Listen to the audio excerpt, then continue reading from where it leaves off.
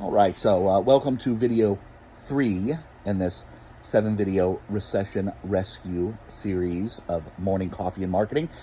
I'm your host, EFFarnell, and I am making these because obviously we are in the midst of a substantial recession in the United States, and I think people need to know how to get through it. I know people need to know how to get through it. And a lot of the information I'm seeing floating around is, shall we say, less than optimal. Now, I've lived through 5 or 6 different recessions. I forget exactly how many.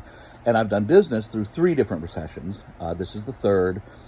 Each one, I learned lessons that I applied to the next. And so here we are at number 3. And I survived to one of them. I was crushed and had to rebuild. The next one, I actually was where I started making some real substantial money.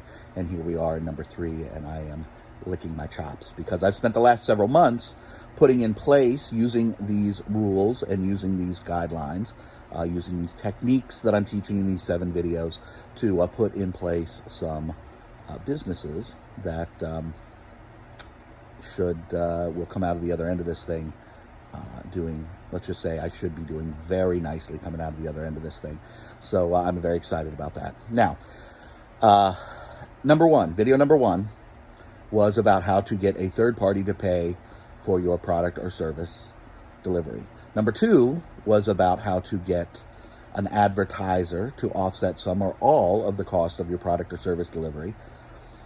Number 3 on our list is we are going to figure out how to add third-party financing. Now, this is important.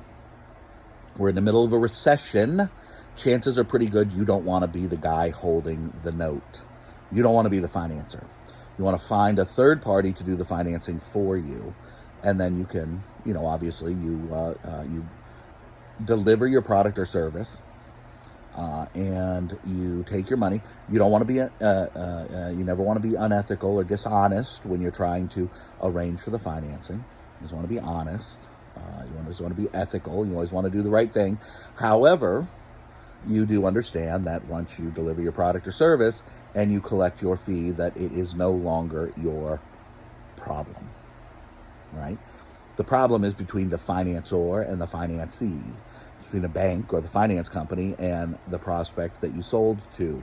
Now, you certainly, like I said, you don't want to be dishonest with the prospect. You don't want to be dishonest with the financer. You want to act with clean hands and deal open and above board with everybody.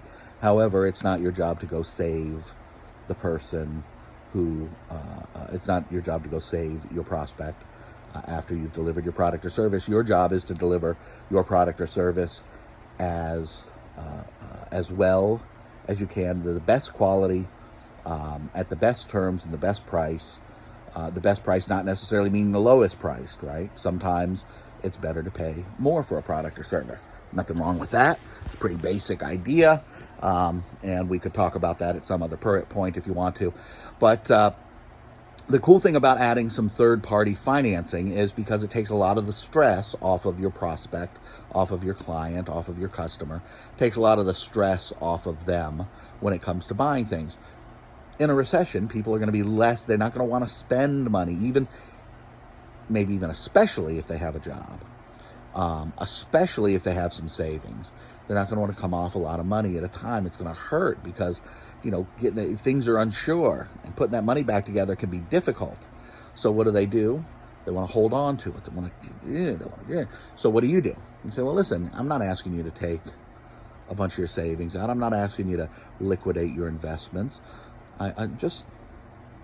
We'll go get the money somewhere else, and you just pay them back. There'll be a little bit of interest, but considering all the wonderful things all the wonderful benefits you're going to get from the product and service that we are offering, that minor amount of interest is not even worth discussing. So obviously I can't write a generic sales presentation for every single product or service out there. So we're just kind of being a little flippant, but I think you get the idea. I hope you get the idea. on the way to $1 million a year in the sunroom business. We used to have to go out and sell sunrooms, and we would close them. Just if somebody didn't have the money, we just have to go on to the next. And then we got hooked up with GE. Now, this was pre-collapse. This is pre-2008, but we got hooked up with GE, and suddenly, boom. Suddenly, we were able to close. Our closing rate went up substantially because we didn't have to wait on the person to get their own financing. We were able to take control of the situation. They didn't have to have the money, and we didn't have to wait on them to go find their own financing. We could exert some control over the situation, and that helped out dramatically, made a huge difference. Same thing in the roofing business. Okay, now I do come from a contracting background, but you don't have to be in the contracting business in order to find third-party financing, nor do you have to be in the car business, coaching business, medical business, virtually every business that's out there. You can find a way to have to put in some sort of third-party financing. It's not that hard. Do a little bit of work, it'll pay off in the future. So that's number 3. Number 1. There we go. Number 1, find somebody else to pay. Number 2, find a way to sell advertising to offset some or all of the costs of your work. Number 3, find a third-party financing source for your money. Those are the 3 ways that you can adjust getting paid. To adjust the way that you get paid in order to keep your cash flowing into your business during a recession. So those are the 3 ways. Next, now we're going to move on to the next topic, which I will tell you about in the next video. As I said, I was in Facebook jail, so instead of doing these one a day live, I am just recording them all back to back and uploading them all on the same day. So you'll see a big rush of these videos. If you see one, make sure you go back and look for the rest of them and listen to the rest of them. Even if only one works for you, it could be the difference between you treading water or going out of business and actually making a ton of money quickly in the recession and positioning yourself as the only reasonable provider of your product or service afterwards. So if you see one of these, go watch the rest of them, and talk to you soon.